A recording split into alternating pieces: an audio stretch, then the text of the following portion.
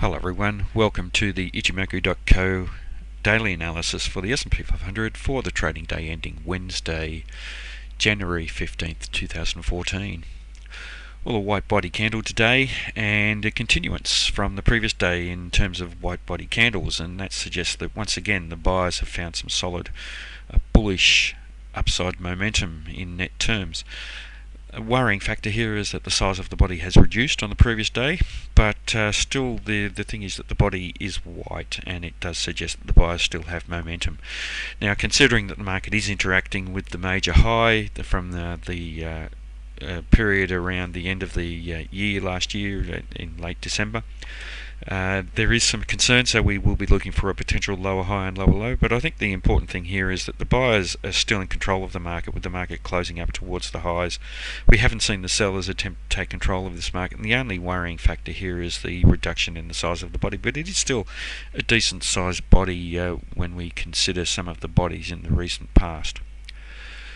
The market has also opened up a small window, so we've gapped up at the opening here, and here we see this little gap here. So that area just between the low of the current candle and the high of the previous candle may act as very strong support for this market. So it is an area that we should be watching, and really an area that may provide a nice little solid floor here for the buyers to bounce off if they do retrace back down towards that area once again. So we are looking for the potential for this market to continue trending up.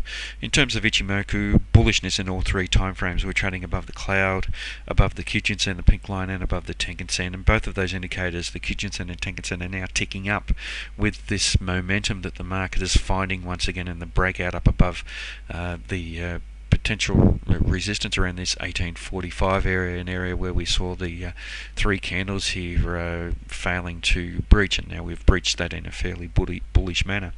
The Chiker span here is above the corresponding price action, so it's confirming what we're seeing in all three timeframes, and I suggest that we should be watching this 1850 level for strong early bullish activity. If we see that, we could see this market trade higher over the next few trading days.